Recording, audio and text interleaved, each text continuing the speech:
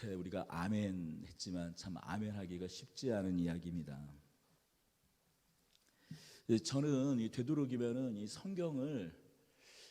성경에서 특히 이런 이야기, 성경은 많은 경우 특별히 구약 같은 경우에는 이야기로 구성이 되어 있지 않습니까? 요즘에 좀 이 고상하게 뭐 서사라는 이야기도 하고 뭐 내러티브다라는 뭐 영어 단어도 쓰고요. 하지만 그냥 이야기로 구성되어 있습니다. 많은 경우에 특별히 예언서의 예언의 말씀 말고는 많은 경우 특별히 창세기, 이 모세오경은 특별히 이야기로 많이 구성이 되어 있습니다. 그러다 보니까 그 이야기로 구성되어 있고 어떤 사람들의 심리의 내면들을 엿보게 돼요. 그러니 자꾸 어떤 그 특정한 한 인물의 심리를 자꾸 파헤치게 되는 경우가 많이 있어요. 물론 그 사람들의 심리를 파헤치다 보면 성경의 말씀을 더 풍성히 알 수가 있으니까 나쁜 것은 아닙니다. 하지만 성경의 그 인물들의 심리만 파헤치다 보니까 정작 성경이 우리에게 전해주려는 정말 중요한 메시지는 놓치고 말아요. 그래서 참 조심스럽습니다.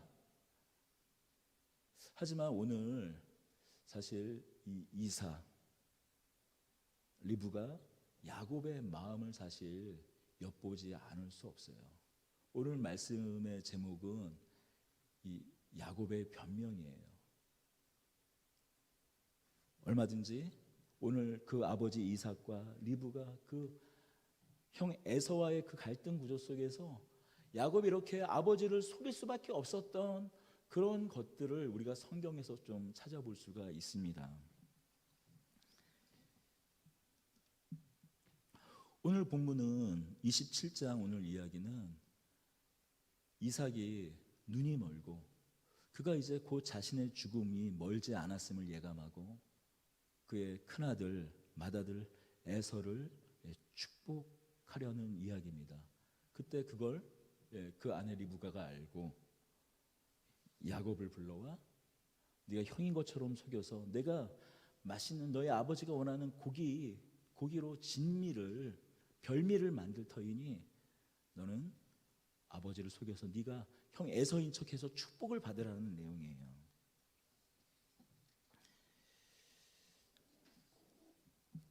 참 오늘 그냥 야곱이 이렇게 나쁜 놈입니다. 이런 야곱마저도 하나님께서 사랑하셨습니다 라고 쉽게 결론 짓고 오늘 설교를 마쳐도 사실은 아무런 문제가 없어요. 그게 맞으니까요. 야곱을 하나님이 이스라엘이 되게 하시고 그를 통해서 12아들을 낳게 하시고 민족을 이루시지 않습니까?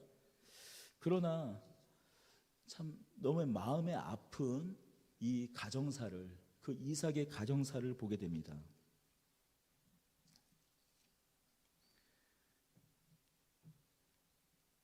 아버지를 속이고 형을 대신해 축복을 받는 이 야곱. 어쩌면 우리 그 신자들의 삶의 모습이 또 아닌가 생각이 들 수밖에 없어요. 이 깨어진 가정, 여러분 이 깨어진 가정의 모습들이 다 낱낱이 드러나진 않지만 여러분 이렇게 야곱이 그 형 에서에게 마치 복을 이렇게 탈취하고 복을 빼앗고 복을 훔치고 그 가정이 온전하지 않았음을, 물론 리브가의 이야기가 자세히 나오진 않았지만 리브가와 이삭과의 관계가 어땠을지 한번 충분히 생각해 볼 수 있지 않겠습니까?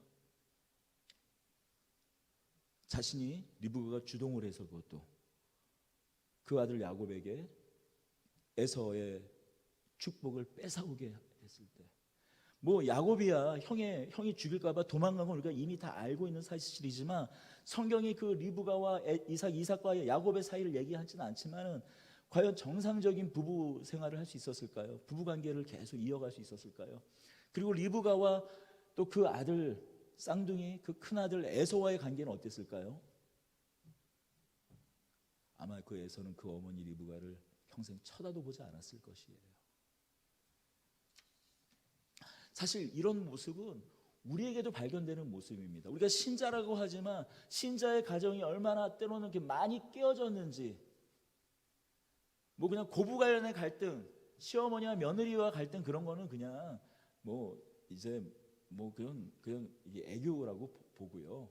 그냥 부모와 자녀 간의 갈등도 여러분 믿지 않는 사람, 우리가 흔히 믿지 않는 사람이라는 불신자라고 말하면서 애써 구분을 두는 사람들과 사실 다를 게 아무것도 없는 예전에입니다. 아주 뭐 예전이라고 어느 교회라고 그런 말을 하는데 기도의 제목이 부탁받는 게 뭐냐면 중보기도 때 형이랑 그 재산이 부모님이 이제 분명하게 이제 말을 해주지 않는 재산 땅이 있는데 그 쳐다도 보지 않다가 그래서 그냥 별 땅이 아니니까 동생한테 줬어요.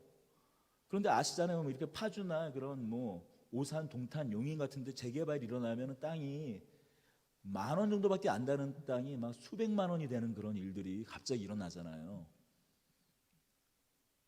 눈이 뒤집어지는 거죠. 그 싸움이 일어나서 그 송사에 이기게 해달라고 하는 것이 기도 제목인 것이에요.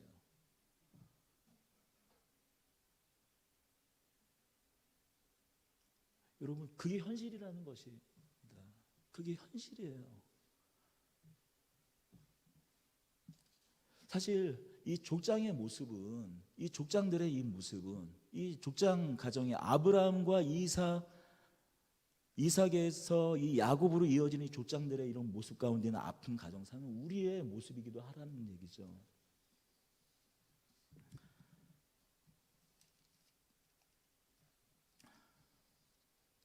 이 야곱이 하나님의 언약을 받았을 때 그것을 참지도 기다리지도 못하고 하나님의 일하심을 기다리지도 못하고 이 탈취한 이것은 어떤 경우에도 정당화될 수 없는 것이에요. 하지만 좀 성경을 또 보면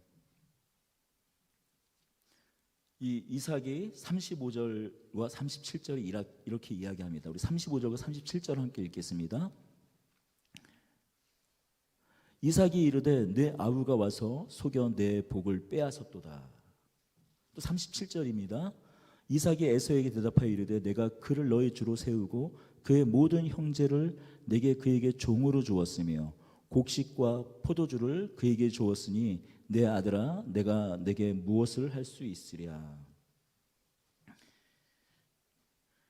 이삭이 말한 것을 통해서 우리는 알 수 있습니다. 야곱이 너의 축복을 빼앗았고 그것은 취소될 수 없다라는 거예요. 왜냐하면 이 축복은 하나님께서 정하신 것이기에 그것은 애초부터 하나님께 정하신 것이기 때문입니다. 우리 지지난주에 에서 대 야곱이라는 그런 말씀에서 나누었던 25장으로 다시 한번 가볼게요. 25장의 21절과 21절입니다. 21절을 함께 읽겠습니다. 이삭이 그의 아내가 임신하지 못하므로 그를 위하여 여호와께 간구하매 여호와께서 그의 간구를 들으셨으므로 그의 아내 리브가가 임신하였더니.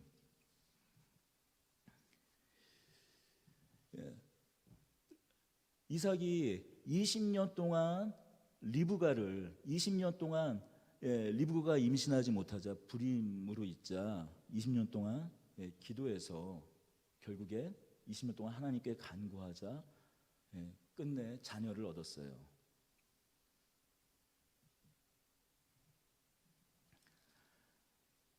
이어서 말씀을 가만히 보면 사실 이런 이 야곱이 형에게서 이렇게 복을 장자권을 탈취할 수밖에 없었던 그런 상황들을 사실 가만히 보면 이삭이 만든 것을 볼 수 있어요. 한번 생각해 보십시오. 20년 동안 불임에 있다가 그 아내가 자녀를 낳았어요. 그럼 여러분 그 사랑이 얼마나 애틋하겠습니까? 사랑이 얼마나 애틋하겠어요. 그런데 그 사랑을 너무나 그 사랑스럽고 각별했던 그 이삭의 사랑을 받았던 건 누구였습니까? 에서였어요.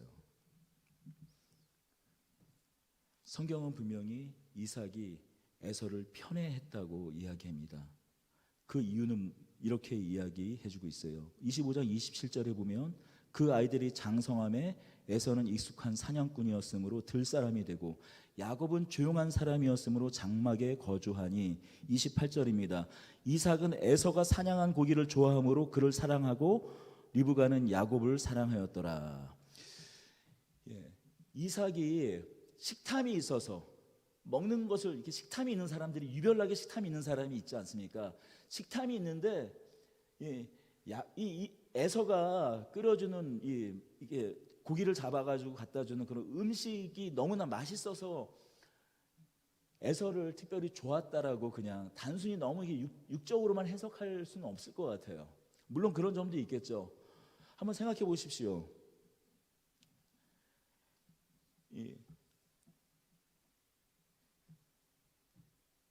이 사실은 사실 이 에서가 이삭에게 만족을 주는 사람이었다라는 것이에요. 이삭의 소망에 흡족한 사람이었다라는 것입니다. 이삭은 어떤 삶을 살았습니까? 이삭은 자기 스스로가 아브라함 자신의 아버지의 언약의 후손인 것, 언약의 씨인 것을 너무나 잘 알고 있었어요. 이 가나안 땅에 자신과 자신의 후손을 통해서 구체적으로 하나님 나라를 세울 것을 알고 있었습니다. 그것이 어떤 형태인지 아주 구체적으로 알지 못했지만 그 약속을 부여잡고 산 사람이에요. 그런데 이삭의 실상은 어떻습니까? 이삭이 가지고 있는 땅은 아버지가 물려준, 아버지 그 아브라함이 물려준 한 줌밖에 되지 않는 땅이었어요. 그 어머니 사라가 묻힌 막벨라 동굴과 그 주위에는 나무 몇 구리와 딸린 밭, 그것이 그들이 갖고 있는, 이삭이 갖고 있는 그 땅의 크기였습니다. 이삭은 비록 약속은 받았지만, 약속은 그에게 주어졌지만 실제로 그에게는 아무것도 없었어요. 여전히 가나안 땅에서 나그네였다라는 것이죠. 그러니 이삭은 어떤 생각을 했을까요? 정말 이 가나안 땅을 취할 수 있는 그런 아들을 소망했을 것입니다. 그리고 바로 앞서서 우리 이 25장 그 이후에 보면 26장에 이 이삭이 아브라함과 똑같은 실수, 그랄 땅에서 아브라함과 똑같은 실수를 저지른 것이 무엇입니까? 실상 부는 가졌지만 그 부를 지킬 만한 힘이 없었기 때문이에요. 약속은 하나님께 받았지만 그 약속을 현실적으로 이룰 만한 힘도 권력도 없었기 때문이에요. 그래서 자신의 아버지처럼 똑같이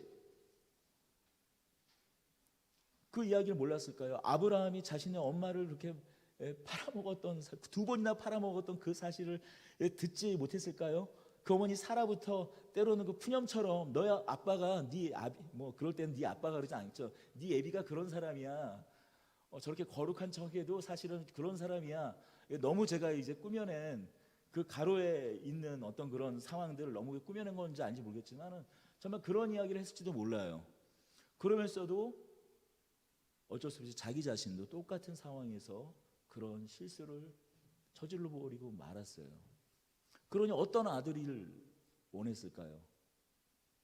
좀 싹수가 있는, 정말로 하나님 나라를 세울 만한, 그런 민족을 이끌 만한 영도력이 있는, 북한 말 스타일로 되면 영도력이 있는, 그 영웅적인 어떤 그런 싹수가 보이는 그런 자녀를 원하지 않았을까요? 단순히 이 잡아온 고기 구워주는 거, 그거에 맞들려서 에서를 좋아한 것이 아니라 자기가 갖고 있는 그 소망, 자신이 갖고 있는 그런 욕망이 투사돼서 아마도 에서를 더 사랑하고 편애했던 것 같습니다. 사실은 제가 이제 가지고 있었던 계속 이 창세기, 특히 이삭과 이 야곱에 얽힌, 리브가와 그 야곱의 또 에서와 이 얽힌 여기에서 참 제가 이전까지 갖고 있었던 이 해석의 어려움이 뭐였냐면, 아니 어떻게 이 하나님께서 아브라함, 그 아버지 아브라함을 선택하시고 또 그리고 그 선택이 어떤 것인지 그 아버지 전 인생을 통해서 다 보여주신 이 도대체 약속이라는 것이 무엇인지 그 아버지 아브라함의 삶을 통해서 보여주신 것을 이삭이 잘 알 텐데, 그래서 이 복이 어떠한 복인지 단순히 그저 물질적인 부요함을 넘어서는 축복인지 뻔히 알 터인데, 그런데 어떻게 이 에서에게 축복할 수 있을까? 하나님께서 정한 것인데 말이죠. 그것도 이게 사사롭게 그냥 자신의 뜻대로 축복하고 말고 할 성질의 것이 아닌지 뻔히 알 터인데 어떻게 이 야곱이 아닌 에서에게 축복할 수 있을까 생각을 해봤어요. 그러니 답은 리브가가 야곱에게 그 남편 이삭에게 말을 하지 않았다. 무엇을요? 복중에서 우리 25장 21절 그 이후에 보면 복중에서 이 쌍둥이 뭐 쌍둥이인지 아닌지 잘 몰랐겠죠. 처음에는 막 너무 복통이 심하니까 임시통이 심하니까 하나님께 기도하니까 하나님께서 뭐라고 말씀하십니까? 내 태중에서 두 군민이 내 태중에 있구나. 23절입니다. 두 민족이 내 복중에서부터 나누이리라. 이 족속이 저 족속보다 강하고 큰 자가 어린 자를 섬기리라.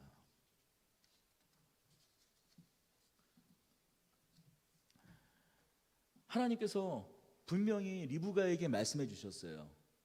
차자가 둘째가 나의 택함을 받았다. 벌써 이 너의 복중에서 큰 자와 이 작은 자, 첫째와 둘째가 벌써 민족으로 국가로 나뉘어졌다. 서로 다른 민족이 될 것이다. 자기의 갈 길로 갈 것인데 결국 큰 자가 작은 자를 섬기리라. 뭐예요? 먼저 난 자, 큰 아들이 먼저 난 쌍둥이 아들, 큰 아들이 둘째 아들을 섬기게 될 것이라고 약속을 하셨어요. 아브라함으로부터 시작된 이 계보, 하나님 나라를 세울 이 계보가 차자 둘째 아들로 세워질 것이라고 이미 리브가는 알고 있었습니다. 그런데 이 사실을 저는 이삭에게 말하지 않았기 때문이라고 생각을 했어요. 그래야 좀 이게 쉽게 이야기해 주니까요. 그런데 사실 성경을 이렇게 좀 꼼꼼히 읽어보면 우리가 한 가지 사실을 발견할 수 있습니다. 족장 중에 아브라함, 이삭, 야곱 중에서 그러니까 우리가 좀 순화해서 말하면 이 둘째 부인을 두지 않고 그러니까 성경에 있는 그 단어를 그대로 사용하면 이 첩을 두지 않은 족장은 이삭밖에 없어요. 아브라함도 25장에 이 뭐예요? 사라가 죽자마자 25장이에요. 25장 아브라함이 후처를 맞이하였으니 그의 이름은 그두라라. 여기 성경에서 말하고 있지 않은 만약에 척까지 생각하면 더 많을지 몰라요. 야곱은 레와와 라헬 말고도 레와 라헬의 몸종인까지 해서 철을 4명이나 뒀습니다. 하지만 적어도 성경은 리브가 위에 그 어떤 처도 두지 않았다고 얘기해요. 더군다나 비록 이삭이 뭐 오늘날로 말하면은 그 연애 결혼이 아니라 자신의 집안의 그 집사라고 할 수 있는 그 엘리에셀이 멀리 삼촌 그 먼 친척이 있는 바단 아람까지 가서 그 딸 리브가를 데리고 왔죠. 연애 결혼이 아닌 중매 결혼을 했지만 성경은 또 뭐라고 얘기하냐면 바로 24장 67절에 보면 이삭이 리브가를 인도하여 그의 어머니 사라의 장막에 드리고 그를 맞이하여 아내로 삼고 사랑하였으니 이삭이 그의 어머니를 장례한 후에 위로를 얻었더라. 비록 연애 결혼을 했지만 연애 결혼이 아니라 중매로 결혼을 했지만 오늘로 따지면 그의 아내 리브가를 통하여 하나님이 위로함을 얻고 그를 사랑했다라고 얘기하고 있어요. 더군다나 20년 동안 불임이었을 때 그 아버지처럼 뭐 이 후처를 둔다든지 뭐 인간적으로 사사로운 방법을 하지 않고 더군다나 그가 거부였음에도 불구하고 그를 유혹했을 수많은 여인들을 뿌리치고 오직 기도해서 자녀를 얻었어요. 그런 상황에서 리브가가 복중에서 일어난 그 일에 대해서 그렇게 사랑하며 서로 소통하던 그 둘 사이에 그 리브가가 하나님의 음성을 하나님의 뜻을 들었을 때 큰 자가 작은 자를 섬기리라 하는 이 이야기를 전해주지 않았을까? 전해 주었을 것입니다. 오히려 전해주지 않아서 생긴 문제였다기보다는 전해 주었음에도 불구하고 자신의 안목, 자신의 육신의 정욕, 안목의 자랑, 이생의 자랑을 위해서 그는 하나님의 뜻이 아닌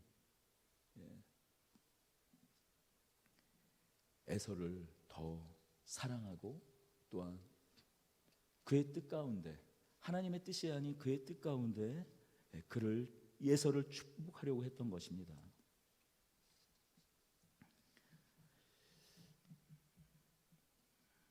그렇습니다. 에서는 커가면서 정말 이 이삭의 마음을 더 흡족하게 하는 사람이었어요. 하지만 그에 비해서 이 야곱은, 성경은 25장에 보면 그는 조용한 사람이었다라고 얘기합니다. 이 조용하다, 이 25장 27절에 그 아이들이 장성함에 에서는 익숙한 사냥꾼이었으므로 들사람이 되고 야곱은 조용한 사람이었으므로 장막에 거주하니, 여기서 조용하다라는 것은 완전하다 뭐 그런 뜻도 있지만 차분하다, 그냥 평범하다라는 뜻도 가지고 있어요. 흠잡을 때, 딱히 흠잡을 때는 없지만 야곱은 딱 거기까지였다라는 거예요. 정말 뭐 모나지도 않아, 특별히 뭐 사고도 안 쳐. 그런데 딱 거기까지라는 거야. 그러니까 특별히 어떤 그 인생 가운데서 어떤 기대감이 불러일으켜지거나, 야, 제가 좀 이 싹수가 보이는데 뭐 그런 것이 전혀 없다라는 거예요. 그러니 이 이삭의 마음은 더 에서에게 끌렸겠죠.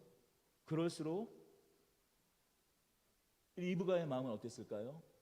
아마도 하나님의 그 음성, 하나님의 뜻을 들은 그 당사자 아니었습니까, 리브가는? 그러니까 그 마음이 아마도 이삭이 에서를 더 사랑할수록 아마도 리브가는 그 반대로 오히려 더 야곱을 챙기고 야곱과 가까이 있었을 것이에요.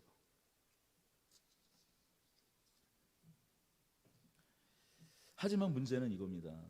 결국에 이삭과 리브가의 편애가 장자의 명분을 야곱이 빼앗고 복까지 훔치는 결과까지 이르게 한 것을 오늘 성경을 통해서 우리는 너무 막 그 성경이 다 이야기해주지 않은 것들을 막 이렇게 막 꾸며서 만들지 않더라도 충분히 성경은 구체적인 말을 통해서, 정황을 통해서 이야기해주고 있어요.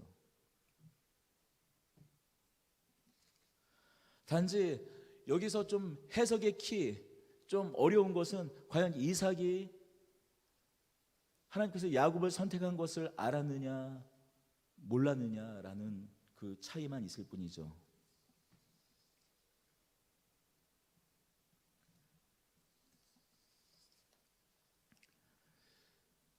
하지만 이삭은 알았습니다. 그렇다면 이삭은 하나님께서 야곱을 택한 것을 알았다면, 그렇다면 자신이 그 야곱을 축복하지 않고 에서를 축복하는 것이 어떤 것이란 그 의미도 분명히 알았어야 했습니다. 그 아버지 아브라함이 야속의 후손을 기다리지 못하고 너를 통하여 큰 민족을 이루겠다라는 하나님의 말씀을 그의 나이 75세에 듣고 가나안 땅으로 왔지만 어떻습니까? 후사가 없자 그 조카 룻을 택하려고 했어요. 하지만 룻이 소돔 땅으로 떠나자 약속의 후사가 아닌 것을 알았습니다. 이제 자신의 집사죠, 자신의 그 어떻게 보면 자신의 일을 보는, 어떻게 보면 그 종이라고도 할 수 있는 엘리에셀을 후사로 삼으려고 했습니다. 하지만 하나님께서 말씀하셨어요. 그도 아니다. 그러자 이번에는 자신의 아내의 몸적인 하가를 통해서 그 후사를 보려고 했습니다. 이스마엘을 통해서 말이죠. 하지만 그때도 하나님께서는 언약의 씨는 오직 내 아내 사라를 통해서 날 씨, 그가 오직 너의 후손 너의 씨라고 하나님께서는 하셨어요. 오직 이 말씀의 뜻은 오직 내 씨는 너의 뜻이나 너의 정욕이나 너의 방법이 아닌 나의 뜻, 나의 방법, 곧 하나님의 뜻으로 말미암아 나야 한다는 자인 것을 아브라함에게 그의 삶의 그 지난한, 그의 어떻게 보면 지난한 그런 삶의 여정을 통해서 하나님은 알게 하셨고, 또 그 사실을 누구보다 잘 알고 있는 것은 바로 그 약속의 후손인, 약속의 씨인 바로 이삭이었습니다.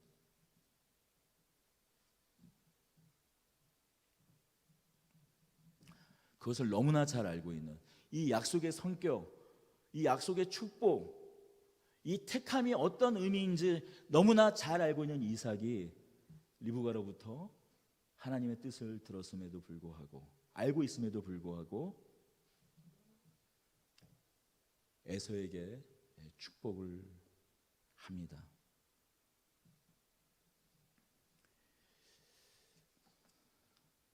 사실 이건 어떤 이야기가 됩니까? 좀 순화해서 이야기하면 이삭이 하나님의 뜻을 거스른 것이지만 사실 하나님을 대적하는 것이에요. 여러분, 하나님을 대적한다라는 것이 단순히 불순종하는 것, 뭐 이런 것이 하나님의 뜻을 거스르는 것이 단순히 어떤 불순종하는 그 정도의 사실이 아닌 것이에요. 하나님의 명백한 뜻, 차라리 그의 아버지가 그의 삶을 여정을 통해서 수많은 갈등과 번민을 하고 실수했을 때는 해석의 여지가 있는 것이에요. 왜냐하면 하나님께서 부르셨는데 안 주니까, 약속을 하셨는데 안 주니까 같이 온 룻, 나의 조카 룻이 내 후사인가? 해석할 수 있어요. 그래도 안 줘. 소돔으로 가. 그러면 당시에 그 중근동의 그런 관례처럼 자신의 종 중에서 자신을 가장 신뢰하고 믿을 만한 사람에게 그 종 중에 하나를 입양을 해서 대를 잇게 하는 것, 후계자로 세우는 것, 그런가 해석할 여지가 있었어요. 내 씨로만 하면 된다니까 그냥 내 씨면 되지 하고, 하갈에서 난 이스마엘은 아브라함의 씨가 아닙니까? 아니에요. 아브라함의 씨예요. 얼마든지 해석의 여지가 있는 것이에요. 하지만 지금 에서와 야곱은 어떻습니까?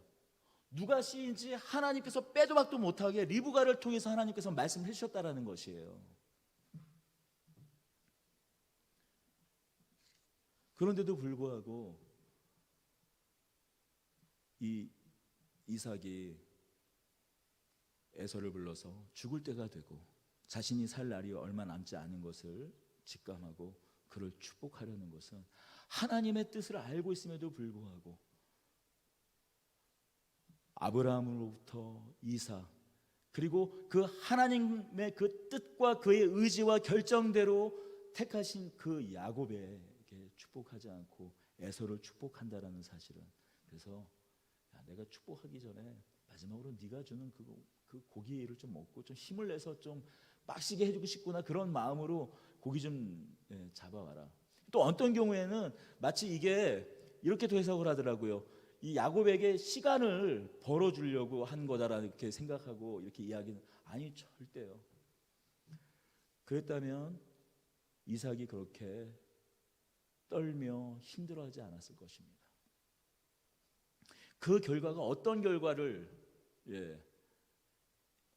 자신이 분명한 뜻과 의지를 가지고 지금 에서를 축복하려고 했던 것이에요. 자신의 뜻과 의지를 가지고 하나님의 뜻을 거스르는, 하나님을 대적하는 자리에 서 있는, 하나님께서 원하시는 하나님 나라의 그 언약의 도도히 흐르는 물줄기를 하나님의 뜻이 아니라 자신의 뜻으로 물줄기를 바꾸려는 시도를 지금 하고 있는 것입니다.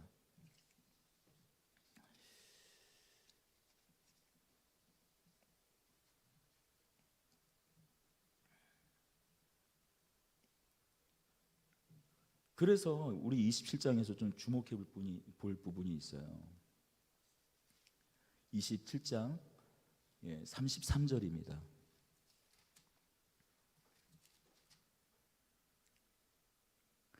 이삭이 심히 크게 떨며 이르되 그러면 사냥한 고기를 내게 가져온 자가 누구냐. 심히 크게 떨었다라고 얘기해요. 에서가 축복을, 이제 이게 사실 되게 긴박한 상황이에요. 오늘 이야기가 보면은 마치 그 아주 극적으로, 이 영화라든지 어떤 그런 거 보면 이 컷이 빠르게 우리가 장면이 보면 스무스하게 이렇게 오버로 되면서 이렇게 디졸브 되면서 다음 장면 컷으로 넘어가는 것이 아니라 이삭이 에서를 불러요. 에서가 뛰쳐나가요 사냥하러. 그때 바로 장면이 리브가의 장면으로 넘어갑니다. 그리고 바로 또 속이는 장면으로 넘어갑니다.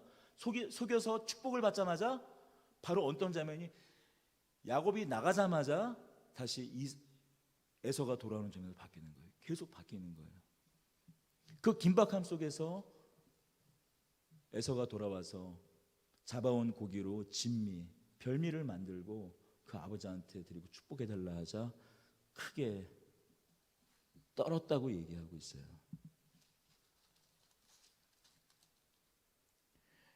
이삭이 심히 크게 떨며, 이 말의 뜻은 두려워 떨었던 것입니다. 우리 이렇게 생각할 수도 있습니다. 이 이삭이 야곱이 자신을 속인 것에 대해서, 그렇잖아요. 우리가 가끔씩 자식에게도 사기를 당하잖아요. 그 아들 야곱이 속인 것 때문에 이 부르르 떨었다는 얘기일까요? 그냥 이어지는 말씀을 보면 그렇게도 생각할 수 있어요. 왜냐하면 35절입니다. 이삭이 이르되 내 아우가 와서 속여 내 복을 빼앗았도다. 이렇게 이야기하기 때문이에요. 그렇다면 이렇게 뺏은 거라면, 아니 에서가 이야기하잖아요. 내 동생 이 야곱이 장자의 명분만 훔친 것이 아니라, 사기쳐서 가져간 것이 아니라 이제 내 복도 뺏었습니다. 아버지, 그런데 이 빌 복이, 나를 위하여 빌 복이 이 복뿐이겠습니까?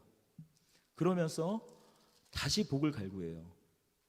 38절입니다. 같이 읽겠습니다. 에서가 아버지에게 이르되 내 아버지여, 아버지가 빌 복이 이 하나뿐이리이까 내 아버지여 내게 축복하소서, 내게도 그리하소서. 지금 이 복이 도대체 이 에서는 어떻게 생각하고 있는 겁니까? 에서는 여전히 어떻게 생각하고 있는 겁니까? 그냥 우리 부모가, 믿음의 부모가, 신앙을 가진 부모가 자녀가 죽을 때, 아니 본인이 이제 죽어갈 때 한 명씩 다 이제 임종 전에 다 불러와서 덕담해주고 축복해주는 그 정도의 것으로 생각하고 있는 것이에요. 만약에 그 정도의 복이라면 지금 이삭이 야곱에게 줬던 축복 취소 다시 해주면 되잖아요. 얼마든지 그럴 수 있는 거 아니에요? 오히려 저주를 퍼부어줘야 되는 거 아니에요? 이 야곱이 말한 것처럼, 야곱이 11절 12절 27장 11절 12절입니다. 야곱이 그 어머니 리브가에 이르되 내 형 에서는 털이 많은 사람이 나를 매끈한 사람인즉 아버지께서 나를 만지실진데 내가 아버지의 눈에 속이는 자로 보일지라 복은 고사하고 저주를 받을까 하나이다 라고 얘기합니다. 야곱에게 주었던 복을 취소하고 오히려 저주를 퍼부어야 되지 않습니까? 그런데 이삭이 뭐라고 말합니까? 그 어떤 경우에도 그 복은 취소될 수 없다라고 이야기해요. 그리고 오히려 39절과 40절입니다. 그 아버지 이삭이 그에게 대답하여 이르되 내 주소는 땅의 기름짐에서 멀고 내리는 하늘 이슬에서 멀 것이며 너는 칼을 믿고 생활하겠고 내 아우를 섬길 것이며 내가 매임을 벗을 때에는 그 몽에를 내 목에서 떨쳐 버리리라 하리라. 이 복은 사실 엄밀한 의미에서 야곱의 복과 어떻게 보면 정확하게 같은 개념의 이야기입니다. 무엇입니까? 에서는 어떤 사람이 어떤 축복을 얻는다고 얘기하고 있습니까? 어떻게 복을 빌어줬습니까? 27절입니다. 내 아들의 향치는 여호와께서 복 주신 밭의 향치로다. 하나님은 하늘의 이슬과 땅의 기름짐이며 풍성한 곡식과 포도주를 내게 주시기를 원하노라. 그가 현실적으로 물질의 축복을 이야기해 주는 것 같아요. 그가 얻게 될, 그가 누리게 될 물질적인 축복을 이야기하는 것 같아요.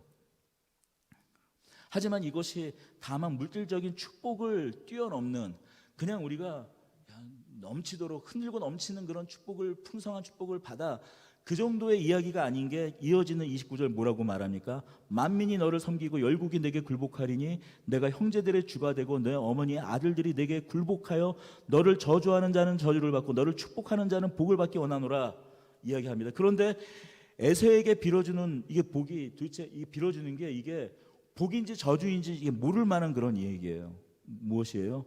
너희 주소는 땅의 기름짐에서 멀고. 야곱은 어떻습니까? 하늘의 이슬과 땅의 기름짐이며. 40절 너는 칼을 믿고 생활하겠고 내 아우를 섬길 것이며. 야곱은 하나님의 은혜 아래서 모든 이들이, 모든 열방이 내게 굴복하면 너를 저주하는 자는 저주를 받고 너를 축복하는 자는 복을 받기를 원하노라. 하나님이 너의 편에 서서 너를 지키겠다라는 말씀이에요.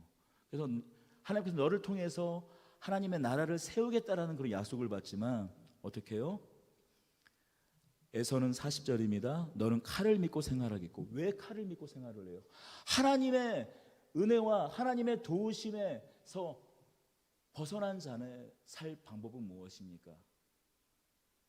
하나님이 지키고 하나님이 도우시지 않는 사람들의 삶의 방식은 결국 자기 힘으로, 자기 칼로, 자기 능력으로 살 수밖에 없잖아요. 결국 무엇입니까? 하나님의 은혜에서 떠난 삶을 너는 살 것이라고 이야기하는 것이에요. 이삭이 왜 부들부들 떨 수밖에 없었을까요?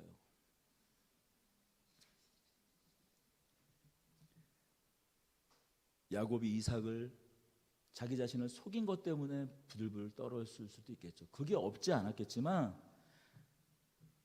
자신이 하나님의 뜻을 알았음에도 자신의 편애로 하나님의 뜻을 거슬러 결국 모든 일이 여기까지 되어서 그 아들이 분노해 마치 가인의 이야기처럼, 먼 옛날 가인의 이야기처럼 자신의 아들이, 자신의 또 다른 아들, 또 쌍둥이 동생을 죽일 수밖에 없는 그런 상황에까지, 자기가 자신의 욕심, 자신의 자랑, 자신의 그 안목의 만족을 위해서, 자신의 욕망을 위해서 결국에 하나님의 뜻을 거슬렀을 때 생긴 이런 처참한 자신의 그 가정이 산산이 부서지는 이 상황을 직면하며 또 그 가운데서 하나님께서 이 모든 것을 허용하셔서 리브가와 그 야곱의 속에는 그것까지 허용을 하셔서 결국에는 하나님의 뜻을 결국엔 이루고야 마시는구나, 그 사실, 그 하나님을 마주보며 떠는 두려움인 것이죠.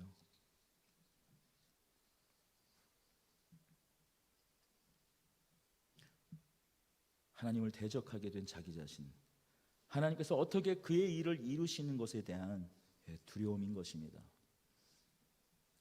이삭이 그동안 착각했던 것은 무엇이었을까요? 자신이 결정할 수 있다는 것이에요. 분명히 이삭은 하나님 편에 선 인생을 살았습니다.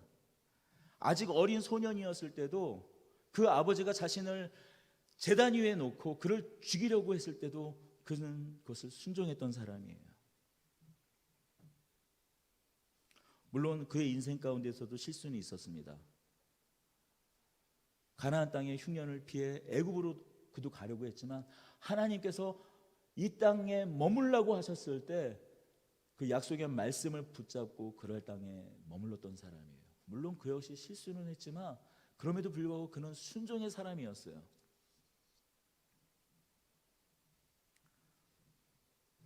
이렇게 하나님의 뜻에 올곧게 따르고 순종하는 사람들도 하나님의 뜻에 반하여 설 수 있다는 것이에요. 내가 이렇게 하나님께 순종하였으니 하나님, 이번 결정은 내 뜻을 따라 주십시오.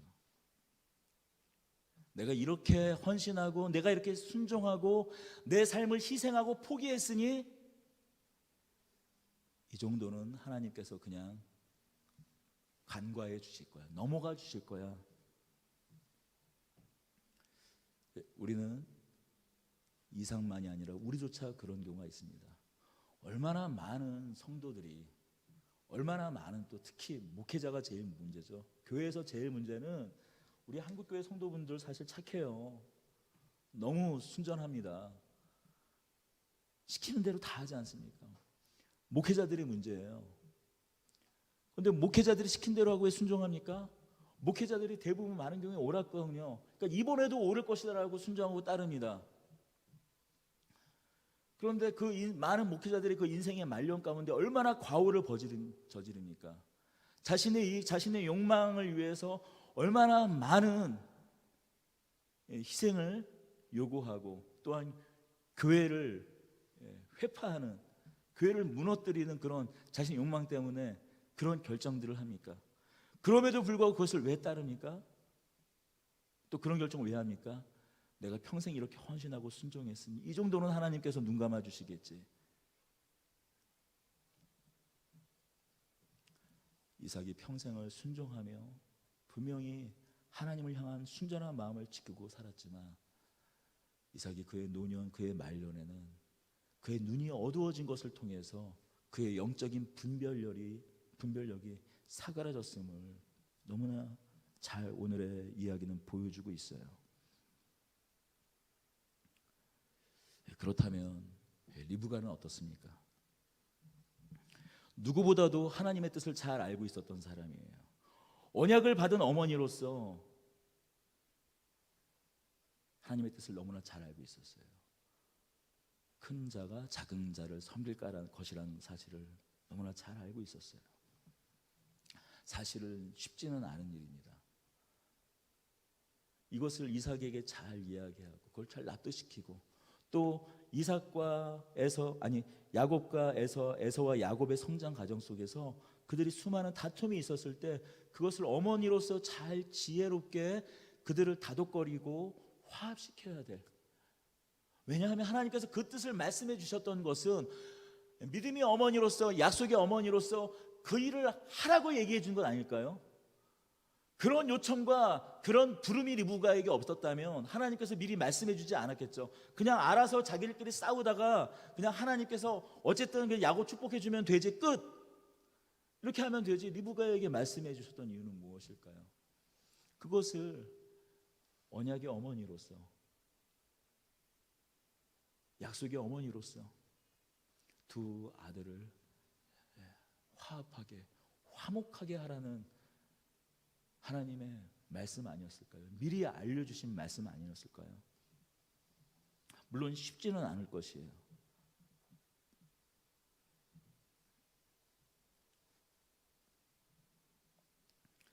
그런데 오히려 처음에 야곱이 그 에석을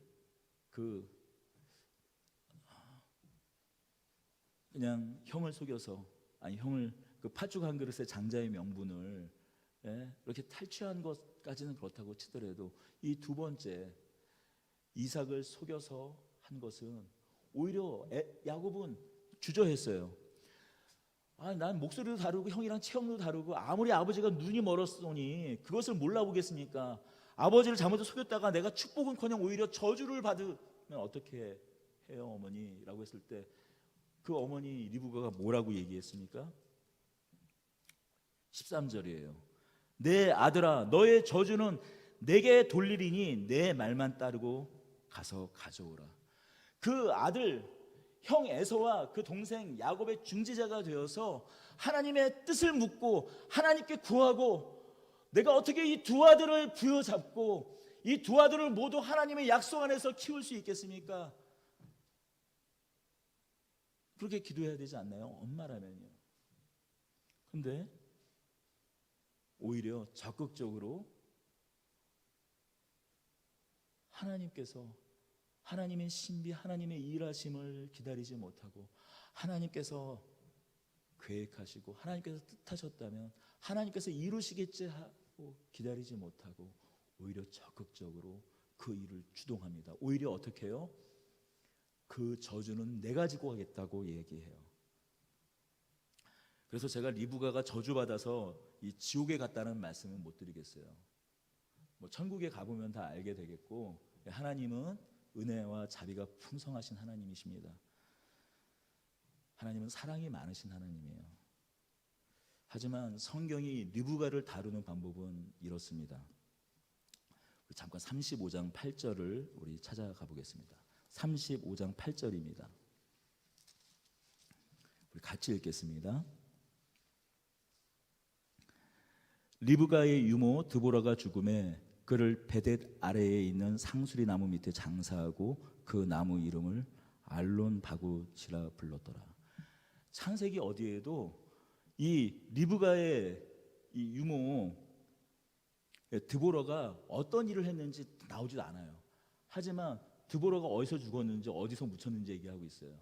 야곱이 그 형 에서를 피해서 바단 아람 삼촌 집 라반의 집으로 도망갔다가 다시 이제 거의 21년이 지나서 다시 돌아올 때 그간에 있었던 일을 아주 간단하게 많은 이야기에서는 딱 한 가지 것을 이야기해 줍니다. 리브가의 유모 드보라가 죽었다고 해요. 그런데 성경은 지금 이 27장 이후에, 창세기 27장 이후에 이 일을 꾸민 이후에 리브가의 이야기는 싹 사라져요. 리브가가 언제 죽었는지, 어디에서 묻혔는지 얘기해 주고 있지 않아요. 이 사라는 아브라함의 아내 사라는 막벨라 동굴에 묻혔다고 이야기하고 있습니다. 야곱의 사랑하는 그 아내 라헬도 베들레헴 가는 길에 묻혔다고, 에브라시라고도 말하기도 하는 베들레헴 길에 장사되었다고 창세기 35장은 이야기해주고 있어요.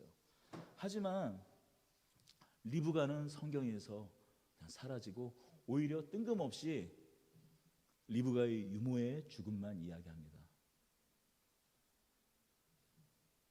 안타깝게도 성경은 그녀가 잊혀진 자가 되었다고 이런 식으로 강변해주고 있는 것이에요.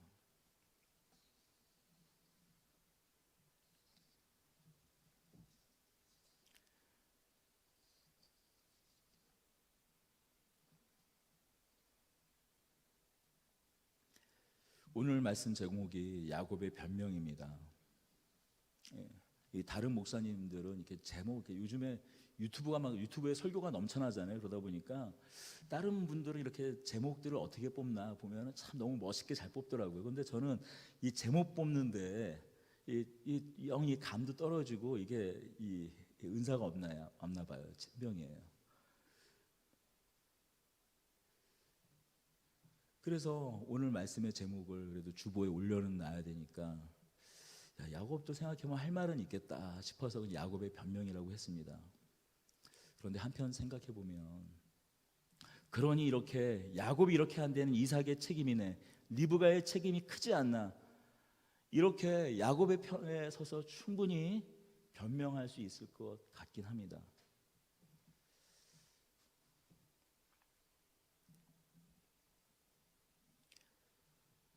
아니요.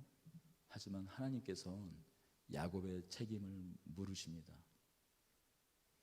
하나님께서는 하나님의 뜻을 그 약속대로 성취하시기에 야곱의 속임수, 이 야곱의 비열함, 어떻게 보면 무슨 이 KBS 그 아침 막장 드라마, 이 KBS 막장 드라마 하니까 KBS에서 고소가 들어올 수 있으니까, 아니 공중파 그 아침 드라마 그 막장 드라마, 마치 그런 이야기까지도 하나님께서 사용하셔서 그의 약속, 그의 언약을 이렇게 성취하고 마셨지만, 그럼에도 불구하고 하나님께서는 야곱에게 이 야곱의 변명에 책임을 물으실 겁니다. 다만 여기서 책임을 물으신다라는 것은 세상이 책임을 물으시는 것과는 다릅니다. 여러분, 세상이 책임을 물은 것, 세상이 어떤 사람에게 책임을 묻는 것은 어떻습니까? 벌 주고 고통당하게 하고 수치당하게 하고 그것으로 끝을 냅니다. 그 책임에는 어떤 회복이 없습니다. 고통당하고 그렇게 보복을 당했으니 끝이에요. 그것으로 끝이에요. 자리를 잃게 되고 수치를 당하고 자기가 갖고 있는 모든 것을 잃으면 그 책임은 끝이 납니다. 거기까지예요. 아무것도 없어요. 그 이후에는 어떤 것도 기대할 수 없습니다. 사실 이제 야곱의 인생이 그렇기도 합니다. 야곱이 축복받았다고요? 아니요. 야반도주예요. 야곱이 21년 뒤에 다시 돌아올 때 거부가 되었던 것은 이삭의 재물이 아니에요.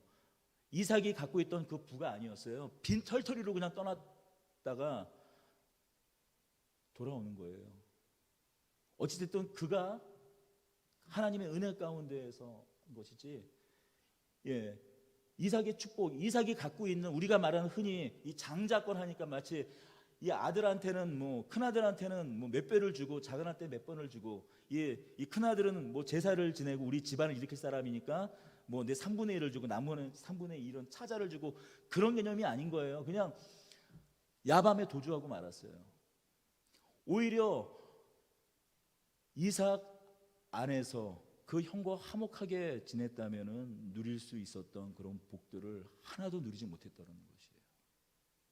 야밤에 쓸쓸히 새벽 이슬을 맞으며 도망가는 도망자의 신세를 당하고 맙니다.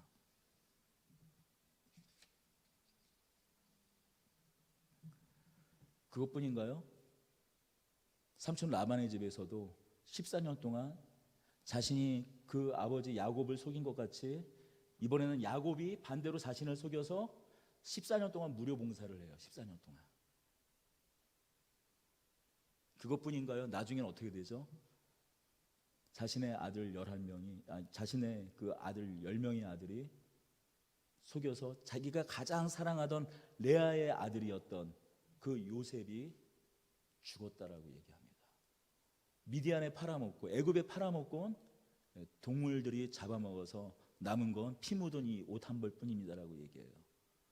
그의 일생을 마지막에 요셉을 보기까지는 자기가 가장 사랑하는 자식을 죽은 자로 알고 살아가는 그런 비참한 인생을 살기도 합니다. 그러나 그 책임의 끝은 어떻습니까? 하나님의 이 물으셨던 야곱의 인생을 통하여서 그가 겪었던 그 책임이 다만 하나님의 보복, 하나님의 징계였습니까? 아니요, 그렇지 않아요. 우리 마지막으로 창세기 47장 7절을 가보겠습니다.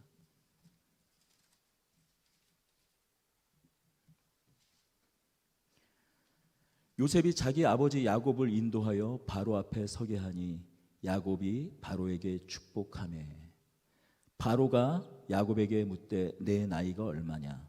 야곱이 바로에게 아뢰되 내 나그네 길의 세월이 130년이니이다. 내 나이가 얼마 못되니 우리 조상의 나그네 길의 연조에 미치지 못하나 험악한 세월을 보내었나이다 하고 야곱이 바로에게 축복하고 그 앞에 나오니라. 누가 누구로 축복합니까? 바로는 당시에 지중해 인근동을 장악했던 제국의 왕이었어요.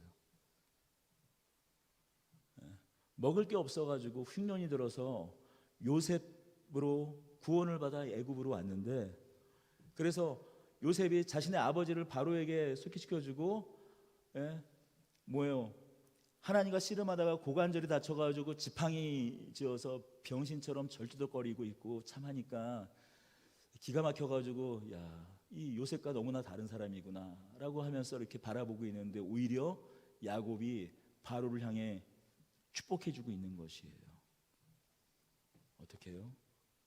바로 왕 앞에서, 제국의 왕 앞에서 당당하게 사실 내가 내 연조 아버지, 내 할아버지 아브라함, 이삭과 비하면 나는 아무것도 아니지만 하면서 어떻게 해요?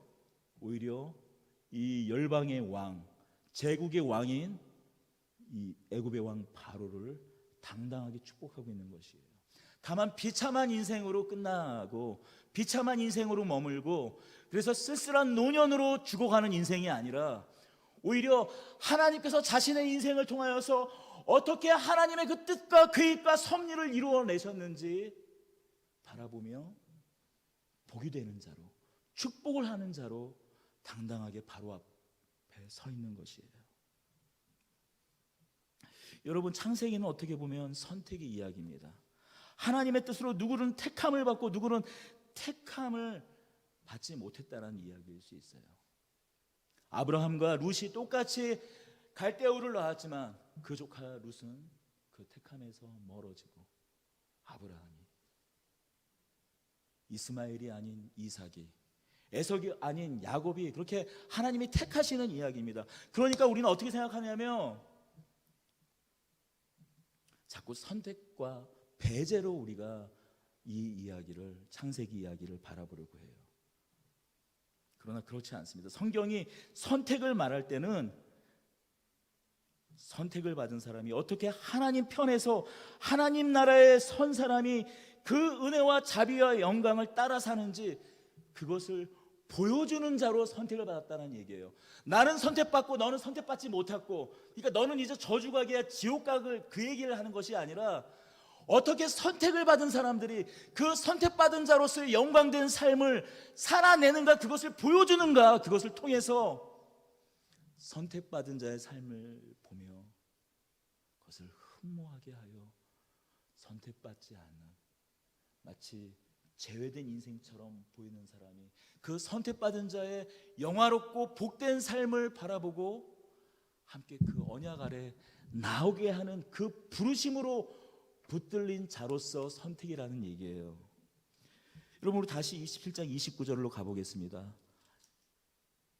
이삭이 야곱을 축복합니다. 27장 29절입니다. 그가 가까이 가서 그에게 입맞추니 아버지가 그의 옷에 향취를 맡고 그에게 축복하여 이르되 내 아들의 향취는 여호와께서 복주신 밭의 향취로다. 하나님은 하늘의 이슬과 땅의 기름짐이며 풍성한 곡식과 포도주를 내게 주시기를 원하노라. 만민이 너를 섬기고 열국이 내게 굴복하리니 내가 형제들의 주가 되고 내 어머니의 아들들이 내게 굴복하여 너를 저주하는 자는 저주를 받고 너를 축복하는 자는 복을 받기 원하노라. 단순히 누가 누구를 섬기고 누가 누구의 주인이 되고 하는 이야기일까요? 우리가 이 말씀을 볼 때 누가 누구를 하나님께서 누구를 선택했고 누구는 선택에 제외됐다라는 그런 차원의 이 복이 아닌 것입니다. 여러분, 우리가 이 말씀 이렇게 자꾸 착각하는 경우가 많아요. 너가 저주하는 자는 저주하고 너가 축복하는 자는 축복하리라, 그 말씀이 아니라 너를 저주하는 자는 내가 그를 저주하는 그를 내가 저주하고 너를 축복하는 그를 내가 축복하겠다라는 말씀이에요. 여기서 주어는 하나님이에요. 이 말씀은 무엇인가? 내가 너를 끝까지 붙들어 내가 내 편을 서겠다라는 말씀입니다. 그래서 이 선택의 제외전자가 제외됐기에, 배제됐기에 이제 지옥가, 그것이 아니라 하나님의 선택을 받은 그 사람의 복됨을 보고 나도 저 복을 함께 누리고 싶다.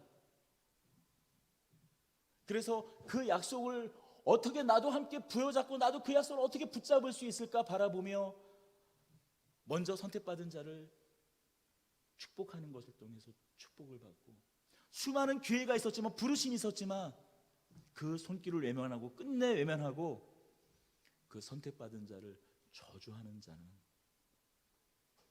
끝내 하나님의 약속에 언약에 함께하지 못하는 그런 안타까운 저주를 받는다라는 이야기인 것이지.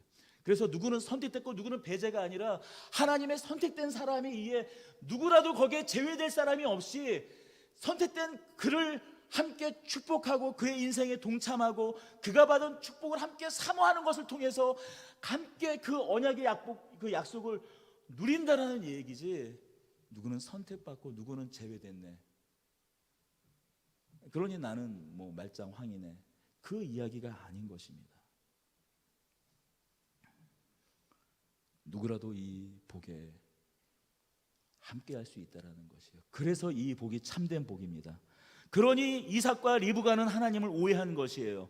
누구를 속이지 않더라도 그것이 설사 동생에게 그 언약의 축복이 가더라도 아무런 문제가 없는 것이에요.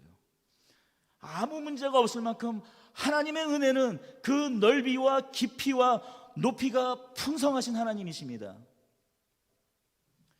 이제 그 은혜, 그 자비가 예수 그리스도로 말미암아 이제 우리에게 온전히 성취되었어요.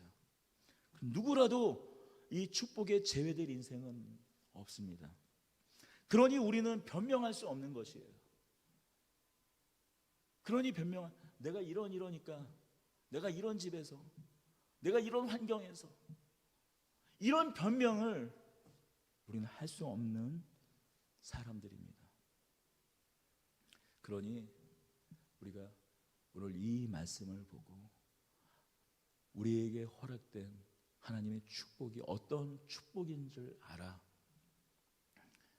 하나님의 그 자비, 하나님의 은혜, 그리고 우리가 이 자리에 나와 먼저 선택받은 자로서 살아가는 이 하나님의 은혜와 자비를 알고, 어쩌면 너무나 이 안타까운 특별히 한국교회의 오늘날의 현실 속에서 이 선택받은 자로서 이 명예, 이 선택받은 자로서의 하나님의 부르심의 그 영광을 우리가 이 세상 가운데 좀 보이고 나타내 보이는, 또한 책임지는 선택받은 자, 부름받은 자로서의 책임에 합당한 삶을 사는 저와 여러분들이 되기를 소원하고 축원합니다. 기도하겠습니다.